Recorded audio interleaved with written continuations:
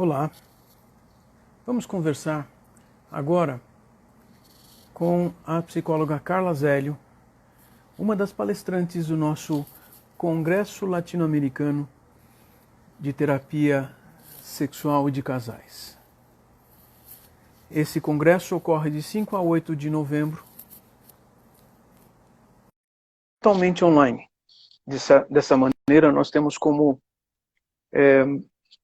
dividir mais as informações. Oswaldo, você me ouve agora? Ah, que bom! Imagina, que dureza, com esse calor, o estresse de não ser ouvida. Mas, Carla, que tal você começar a contar pra gente como é que é isso de ter feito psicologia e, de repente, estar discutindo questões de casal? E uma questão importante que depois você vai apresentar para a gente no Congresso diz respeito a questões de relacionamento conturbados. Conta um pouco de você. Quem é você? Como chegou até a psicologia e a terapia de casais? Tá, então, em verdade, a psicologia não tinha sido minha primeira escolha de profissão. Eu queria ser arquiteta, em verdade. E quando as coisas foram tomando um caminho e eu fui entendendo qual poderia ser a minha escolha, porque com 18 anos a gente não tem muita condição de fazer escolhas profissionais, principalmente vindo de uma família como a que eu vim, tinha uma expectativa de que uma mulher fizesse um tipo de faculdade. E aí eu decidi, em algum momento, que eu faria, então, psicologia e acabei meio que rompendo com a expectativa familiar e fui buscar um caminho profissional que me trouxesse bem-estar. E aí a família começou a entender que a psicologia eu ia fazer, iria até o fim. E quando eu me vi formada e me vi buscando toda uma possibilidade de atuação clínica, eu consegui compreender histórias de mulheres, e a partir daí, histórias de mulheres, partindo, claro, de uma vivência, de uma experiência que era minha, né, dessas mulheres com quem eu convivi, e dessas mulheres que me deram a liberdade de escolher e mudar a tradição familiar, traindo com esse patriarcado familiar e traindo com toda essa ideia de que eu teria que seguir aquela carreira determinada por um outro de fora de um gênero diferente do meu. E foi quando eu comecei a entender toda essa forma de controle coercitivo de comportamentos femininos nessa cultura menor, né, nessa estrutura familiar, que não é só na minha, deve ser assim em toda a América Latina, pelo que eu venho estudar, pelo que eu venho estudando.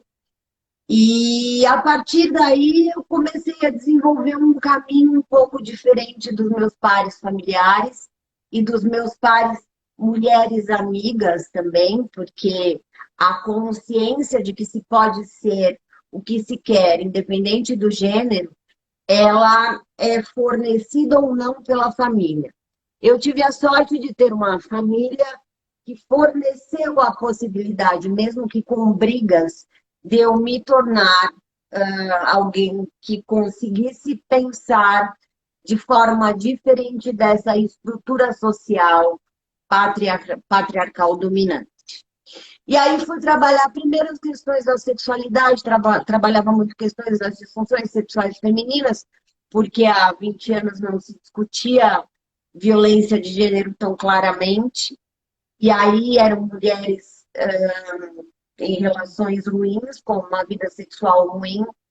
E a partir do momento em que eu me dei conta de que essas mulheres faziam sexo com outras pessoas, que não necessariamente com homens, que elas poderiam fazer sexo com mulheres ou com toda a possibilidade de expressão de gênero, e que a violência de gênero e a violência doméstica se dava não por gênero, e sim por repetição de papéis, eu comecei a entender um outro caminho.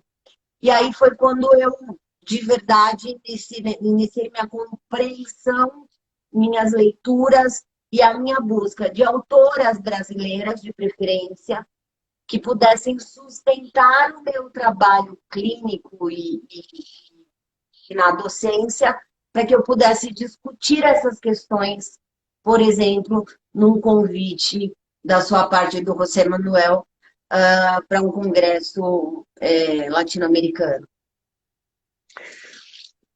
Isso é interessante, porque mostra que muitas outras psicólogas e psicólogos deveriam estar buscando compreensões semelhantes, porque você acabou de contar que existe uma mudança com o tempo que vai exigindo dos nossos papéis profissionais atitudes que antes não eram necessárias e que talvez nem percebêssemos e que, no entanto, cada vez mais nós somos exigidos para que a gente possa ter uma atitude útil socialmente junto desse movimento de mudança social. E quando a gente pensa nessa questão de mudança social, não tem como a gente não olhar para todos esses anos de política feita para a inclusão, né, dessa parcela da população que é considerada minoria, né, e não minoria em termos de qualidade, mas minoria em termos de direito. E aí a gente tem todo um processo de modificação política, social e cultural que faz com que essas questões sejam ainda mais levantadas e melhor discutidas. Porque antes disso, não havia nem espaço para que nós soubéssemos que nós éramos vítimas de algum tipo de abuso ou violência de gênero ou doméstica, ou enfim, dos 6 tipos de violência que a gente discute diariamente. Então eu penso que o indivíduo e que a compreensão do indivíduo, que a compreensão desse status de ser mulher se dá também num processo de reconhecimento político. E a partir daí, a gente vai ampliando a possibilidade de falar sobre comportamentos que não necessariamente sejam de gênero, mas sim da manutenção de um comportamento dito de gênero, mesmo que entre mulheres.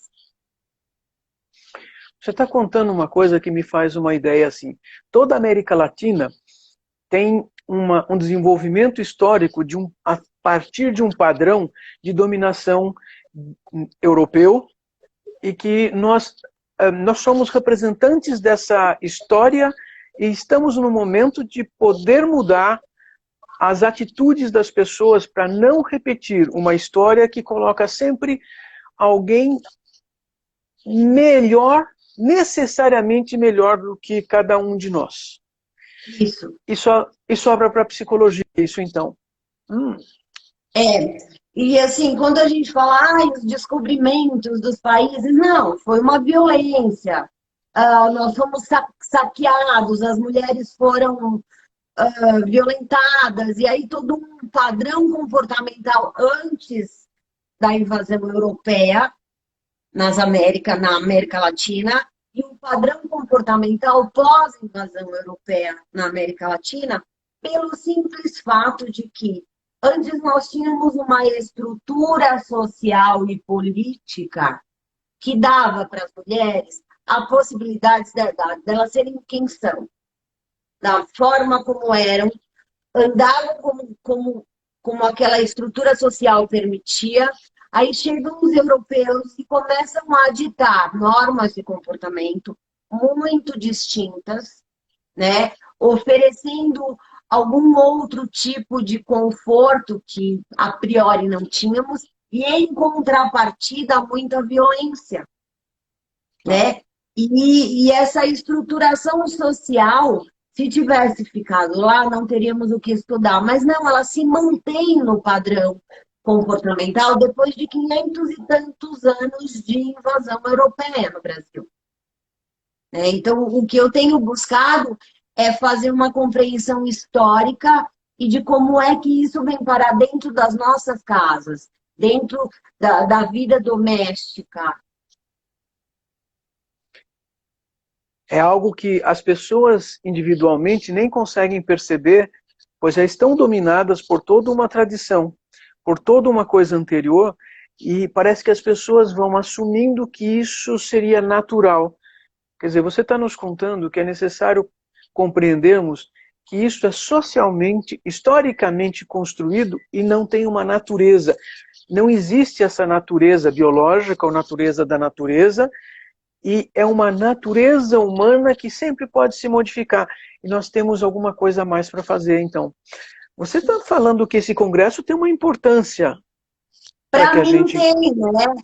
Para mim tem muita importância de eu poder discutir com os pares e principalmente com psicólogas e psicólogos, porque muitas vezes a gente também faz essa violência dentro do setting terapêutico, quando essa mulher traz um relato de uma vida doméstica cheia de violências, como estamos inseridos nessa cultura, não temos a compreensão da violência que essa mulher sofre. E aí fazemos a manutenção de muitos padrões comportamentais violentos que ela já vive dentro do lar, que deveria ser o local seguro, que deveria ser o local de tranquilidade dessa mulher, né?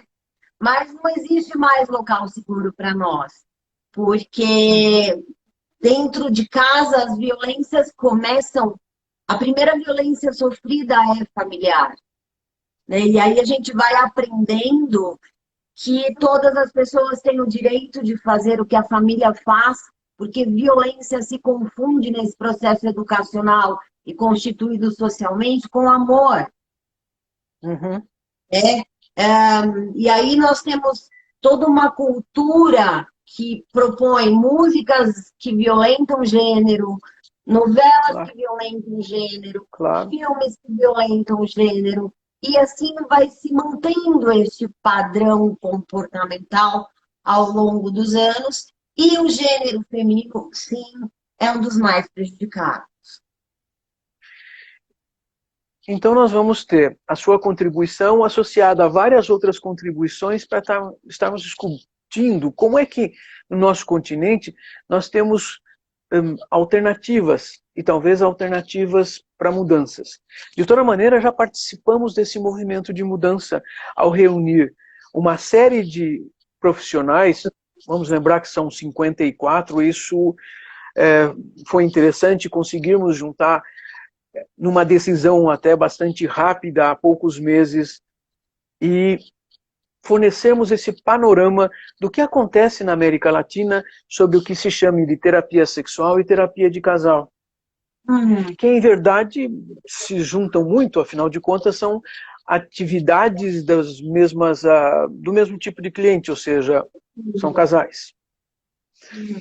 Olha, E eu quero... lembrando que, assim, nós somos uma nação muito distinta de costumes das nações latino-americanas, de vários costumes.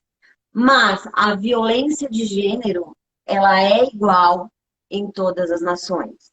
E todas as vezes que a gente pensa em violência de gênero, eu de verdade me lembro de quantas e quantas vezes eu fui violentada enquanto gênero em eventos na América Latina por ser mulher falando sobre questões de gênero e violência de gênero.